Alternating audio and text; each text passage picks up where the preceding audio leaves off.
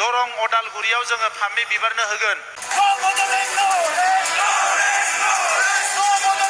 Election बे इलेक्शनाव बर'निनो फिसा दुर्गा दास बर'खौ देरहाहोनो थाखाय नांगोलनि सावगारियाव भट होनो थाखाय जोङो खावलायहरगोन।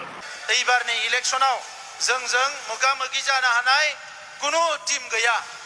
BPFनि खाम्फा बरगयारिया थांनाय इलेक्शनाव गावनि समस्थियाव जेननायसो। खाम्फा बरगयारि मोना गावसोरनि चिरां जिल्लायावनो गावनि समस्थियावनो अलरेडि कम भट मोननाय आरो दाथ' एकदम कम भट मोनगोन। कारण चन्दन ब्रह्मआ जोंनि पार्टियाव फैबाय। जि जायगायाव थाङो बे जायगायाव माने चन्दन ब्रह्मनि मोनसेबो माने खाम्फा गायनाय बा 15 बोसोर रुल गभर्नमेन्ट सरकार सालायनायाव बिथांनि मोनसेबो सिम्बल गैया।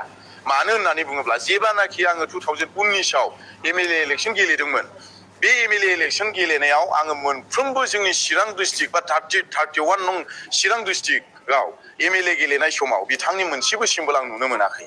गथिखे बे जाय चन्दन ब्रह्म बिथाङा जे जोंनि BPF दोलोनिफ्राय ओंखारनानै थांबाय जोंनि थाखाय बिराद मोनसे प्लास पइन्टसो। मानो होननानै बुङोब्ला जाय मानसिया BPF दोलोआव थानानै जाख'नानै थांखाबाय बेफोरबायदि मानसिखौ जोंनि जा BPF दोलोआव आरो जों गोदान सरकार सालायबोनो नागिरनायाव जोङो बेखौ लानो मोनैया जोंनि थाखाय बिराद बाहायगबान होननानै जों सानो।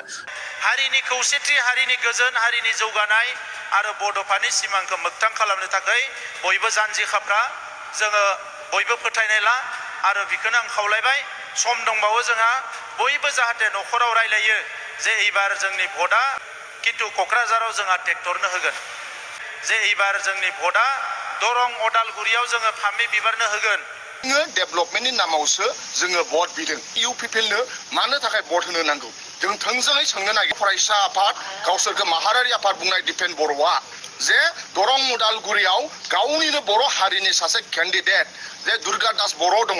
दुर्गा दास बर' थासेयावबो बिथांमोना दिलीप शइकियानो भट होनो थाखाय खावलायदों। दिनै दुलाराय बर' फरायसा आफादा माहारियारि आफाद नंला। बिथांमोनहा सासे MP नि केन्डिडेट मा होनो दिलीप शइकियानि पकेट सिङावसो थाहैबाय। दिनै दिलीप शइकियानिफ्राय थाइबेसे फैसा लानानै UPPLआ आरो दुलाराय बर' फरायसा आफादा दरं उदालगुरिखौ दिलीप शइकियानो भट होनो थाखाय मानो खावलायखो? दिनै दुर्गा दास बर' जोंनि माहारियारि आफादनि मा होनो जोंनि सासे बर' फिसानिनो मोनथिबाय बर' फिसानिनो सासे बिजाथि दुर्गा दास बर' दंमोन। बड'फाया जुदि थांनानै थानायमोनब्ला दुलाराय बर' फरायसा आफाद दिपेन बर'नि बे मा होनो रावखौ आरो बे बिथांमोननि जि रलखौ नुयोब्ला बड'फाया दुखु नांगौमोन। बड'फाया बुंलांदों बुहुमनि बर'फोर गेरेमसा जा आरो गावनि हारिखौ अन होननानै। दिनै नाथाय बड'फानि प्रिन्सिपाल आरो आइडिय'लजिनिफ्राय उल्था थांबाय मानगोनां दिपेन बर' दैदेननाय दुलाराय बर' फरायसा आफादा। गाबोन समफोर बिथांमोना बर'नि जेंनायाव बिथांमोना गसंला। दिनै बर' हारिखौ UPPL सरकारा एबेक्सन खालामदों। बर'नि न'खौ सिमफायदों। उन्दै उन्दै खुदियाफोरा जानो थाखाय ओंखाम गैया जादों। नाथाय बैबायदियाव दुलाराय बर' फरायसा आफादा राव होला। दिनै भेन्सार स्कुला सरकारि जायासै बिनि सोमोन्दै बिथांमोनहा जेबो राव बुंला। दिनै UPPLआ जोंनि मानगोनां फोरोंगिरि बिथांमोनखौ 10टा कलेजखौ जाबाय प्रभिन्सियेलाइज जासिगोन होननानै बिथांमोना थगायनानै दोनदों।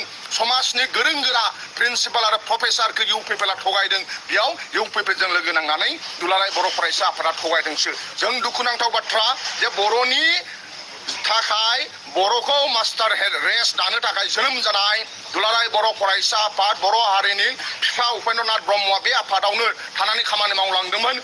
मा होनो बड'फाया अख्रां सानिफ्राय सोरगोनिफ्राय दुलाराय बर' फरायसा आफादनि बे रलखौ बिथांमोननि बुंनाय बिथांमोननि मावनायखौ नुनानै बड'फाया हयथ' मेगनाव मोदै गदों खोमा सोरगोनिफ्राय नाहरगासिनो दङ।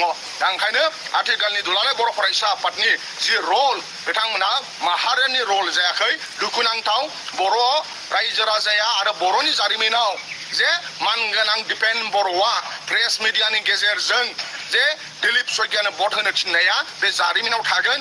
आरो बिथांमोनहा दिनै गावनि हारिजों दुर्गा दास बर'जों बिथांमोनहा गसंफायाखै। नाथाय जों अब्लाबो दरं उदालगुरिया जोंहानो मानगोनां दुर्गा दास बर'आनो देरहागोन। मानोना गोबां दुलाराय बर' फरायसा आफादनि मावथि बिथांमोनाबो जातिनि सेन्टिमेन्ट दङ।